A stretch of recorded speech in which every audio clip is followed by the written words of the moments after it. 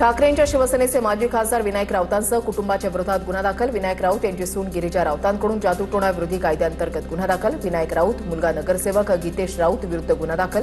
ठाण्याच्या कापूरबावडी पोलीस ठाण्यामध्ये गुन्हा दाखल। मुख्यमंत्री फडणवीस दिल्लीला गेल्यास सीएम पदासाठी शिंदेशिवाय पर्याय नाही। आमदार बच्चू कडूंचं वक्तव्य तर मुख्यमंत्री फडणवीसांकडून दिल्लीला जाणार असल्याच्या चर्चांची खिल्ली। शिंदे पुन्हा मुख्यमंत्री होणार नाही, संजय राऊतांचा पुनरुच्चार। फडणवीस केंद्रातच योग्य आहेत, बावनकुळे राज्याचं नेतृत्व करू शकतात, संजय राऊतांचं वक्तव्य। मोदी फडणवीसांना वाटेल ते बोलायचं एवढंच एक काम संजय राऊतांकडे। संजय राऊत मॅन्युफॅक्चरिंग फॉल्ट, गिरीश महाजनांची टीका।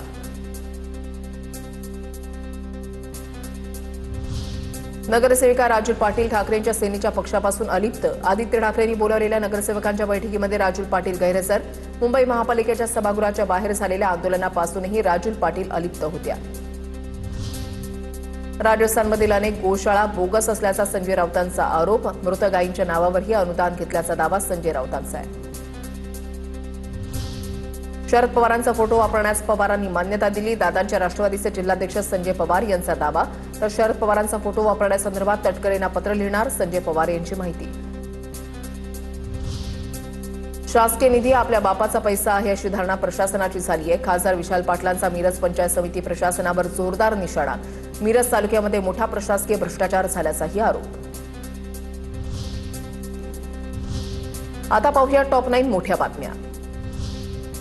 गँगस्टर शेहजाद भट्टीशी संबंधित 21 जणांची चौकशी। नाशिक, मालेगाव, धुळे आणि अहिल्यानगर या ठिकाणी एकाच वेळेला एटीएसकडून छापेमारी।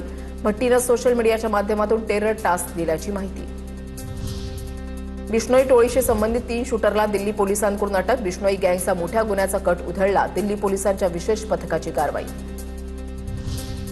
तुकाराम मुंडेनंतर FSSAI ॲक्शन मोडवर। खराब अन्न विकल्याप्रकरणी स्विगी इन्स्टामार्टला FSSAI कडून 9 नोटिसा। मुदत संपलेल्या खाद्यपदार्थांची विक्री झाल्याचा ग्राहकांचा आरोप। खराब पॅकेजिंग असलेले खाद्यपदार्थ पुरवल्याचाही तक्रारीमध्ये आरोप। अल्पवयीन मुलीची छेड काढल्याप्रकरणी अभिनेता रोहित चंदेलला अटक। रोहित चंदेलवर पॉक्सो अंतर्गत गुन्हा दाखल करण्यात आला होता। दहिसरमधील घरातून रोहित चंदेलला अटक करण्यात आली आहे। मोशी इमारत दुर्घटनेमधील मृतांच्या नातेवाईकांना 40 लाख रुपयांची मदत जाहीर। महापालिका, राज्य सरकार आणि संबंधित कंपनीकडून ही मदत दिली जाणार। पीडितांच्या मुलांच्या शिक्षणाची जबाबदारी कंपनी घेणार।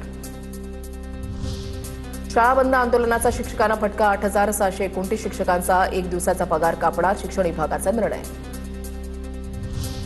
गुजरातमधील गिरनारच्या अंबाजी मंदिराजवळ सिंहाचा हल्ला। यात्रेला आलेल्या 12 वर्षाच्या मुलाचा सिंहाच्या हल्ल्यामध्ये मृत्यू।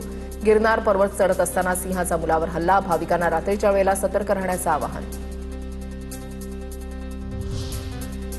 देशाच्या 70% भागातून मान्सूनचे ढग गायब। महाराष्ट्रासह 7 राज्यांमध्ये पुढील 5 दिवस पाऊस नाही। आज बहुतांश भागात पावसाची उघडीप। FDA कडून कॅडिला फार्मास्युटिकल लिमिटेड कंपनीवर धाड। औषधांच्या सुमारे 2 कोटी 45 लाख रुपये किमतीच्या साठ्यावर कारवाई। मूळ औषधातील सक्रिय घटक पूर्णपणे बदलण्यात आल्याचा ठपका।